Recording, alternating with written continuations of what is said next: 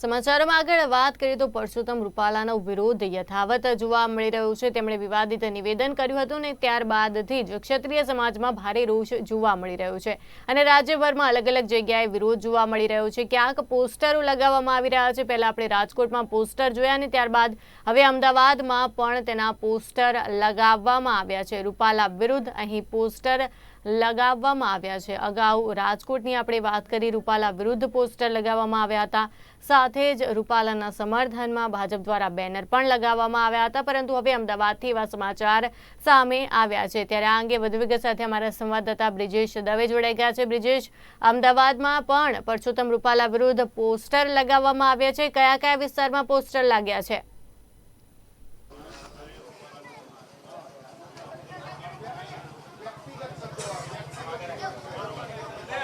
જી, માત્ર અમદાવાદની જો વાત કરવામાં આવે તો અમદાવાદમાં નરોડા ગામ ખાતે અત્યારે પોસ્ટર લગાવવામાં આવે છે। ખાસ કરીને પરસોત્તમ રૂપાલાના વિરોધમાં કોઈ પણ ભાજપના કાર્યકર્તા હોય કે કોઈ પણ ભાજપના નેતા હોય તેમણે પ્રચાર કરવા ન આવું તેને લઈને અહીંયા પોસ્ટર લગાડવામાં આવ્યા છે। ખાસ કરીને ક્ષત્રિય સમાજમાં ભારે રોષ જોવા મળી રહ્યો છે। ત્યારે નરોડા જે ગામ છે ત્યાં આગળ દરબારવાસમાં આ પોસ્ટરો લગાવવામાં આવ્યા છે। સાથે જ વાત કરવામાં આવે કે જે પ્રમાણે હજુ પણ તેમનો વિરોધ જે છે તે યથાવત જોવા મળી રહ્યો છે।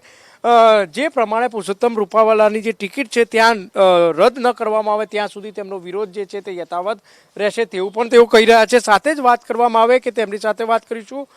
પોસ્ટર અહીંયા લગાવવામાં આવ્યા છે, કઈ રીતના વિરોધ આપનો છે, શું એક ખાસ માંગણી છે તમામ યુવાનોની? મારું નામ પરમાર મહાવીરસિંહ પ્રવીણસિંહ છે। નરોડા ગામ દરબારવાસમાં રહેવાનું। અમારો કોઈ પક્ષ સાથે કોઈ વિરોધ નથી, કોઈ ભાજપ કોંગ્રેસનો કોઈ વિરોધ નથી। અમારો પર્સનલી વ્યક્તિગત વિરોધ છે, જે અમે દરેક સમાજને અપીલ કરીએ છીએ કે તમે પણ વિરોધ કરો, કેમ કે આજે અમારો વારો છે, કાલે તમારો પણ વારો આવશે।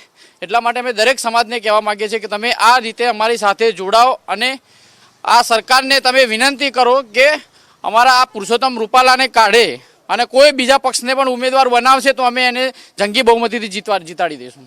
ચોક્કસ જે પ્રમાણે પોસ્ટર લગાવવામાં આવ્યા છે, પોસ્ટરમાં સ્પષ્ટ લખવામાં આવ્યું છે કે ભાજપના કોઈ પણ કાર્યકર્તાઓ દ્વારા અહીંયા પ્રચાર કરવામાં નહીં આવે। આપનું શું માનવું છે? પ્રચાર તો નહીં જ કરવામાં આવે અને ભાજપ જે છે અહીંયા આગળ ભાજપના અમે બધા ભાજપમાં જ હતા, પણ જ્યારથી આ રૂપાલા આ જે રોટી બેટીનો વ્યવહારનું બોલ્યા છે એ અમને બહુ ખરાબ રીતે લાગી આવ્યું છે। તો હવે વિરોધ તો યથાવત રહેશે અને કાલે જે પ્રમાણે અમારી જે આયોજન કરેલું હતું રેલીનું, અને એ પણ અમે આગળની રણનીતિ નક્કી કરીશું અને એ અમે પછી જણાવી દઈશું। ચોક્કસ જે પ્રમાણે વાત કરવામાં આવે તો કઈ રીતના જે વિરોધ છે તે વિરોધ યથાવત રહેશે?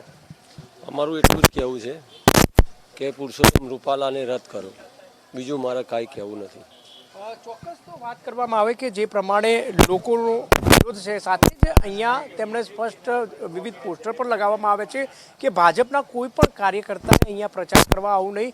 તો કહી શકાય કે જે પ્રમાણે વિરોધ યથાવત હજુ પણ રહેશે અને ખાસ કરીને આગામી દિવસોમાં તેમની રણનીતિ પ્રમાણે તેઓ વિરોધ કરતા રહેશે તેવું પણ ક્ષત્રિય સમાજના યુવાનોનું કહેવું છે। જી,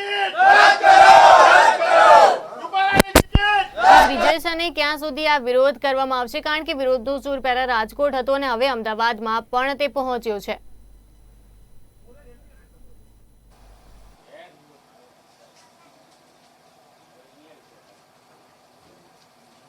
જી બિલકુલ, જે પ્રમાણે રોજે રોજ ગોતા રાજપૂત ભવન ખાતે પણ મિટિંગનો દોર ચાલુ હોય છે। ખાસ કરીને રાજ શેખાવત દ્વારા, કરણી સેના દ્વારા પણ કમલમનો ઘેરાવો કરવાની જે વાત કરવામાં આવી હતી તેમની અટકાયત કરવામાં આવી હતી।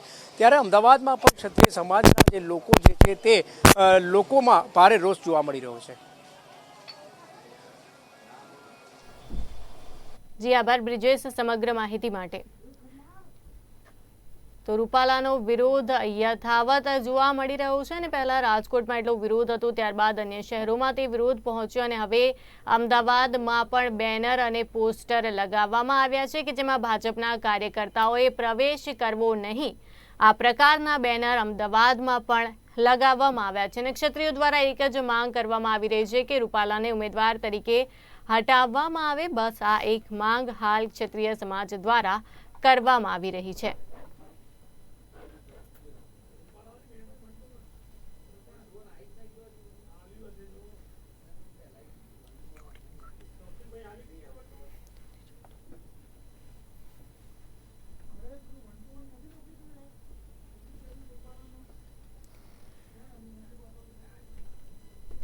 ત્યારે રૂપાલાનો વિરોધ યથાવત જોવા મળી રહ્યો છે અને બંને તરફ મક્કમતા જોવા મળી રહી છે, કારણ કે ભાજપ પાર્ટી દ્વારા અવારનવાર કહી દેવામાં આવ્યું છે કે ઉમેદવાર નહીં બદલવામાં આવે. પરસોત્તમ રૂપાલા દ્વારા પણ પ્રચાર શરૂ કરી દેવામાં આવ્યો છે, પરંતુ એક તરફ ક્ષત્રિય સમાજ તરફ જો જોવામાં આવે તો ક્ષત્રિય સમાજ પણ પોતાની માંગને લઈને અડીખમ જોવા મળી રહ્યું છે, મક્કમ જોવા મળી રહ્યો છે. અને ક્ષત્રિય સમાજ દ્વારા એ જ વાત કહેવામાં આવી રહી છે કે રૂપાલાને ઉમેદવાર તરીકે હટાવવામાં આવે. વારંવાર એક જ વાત કરવામાં આવી રહી છે કે ઉમેદવાર સામે વિરોધ છે, પાર્ટી સામે વિરોધ નથી. આ વાત વારંવાર કહેવામાં આવી રહી છે.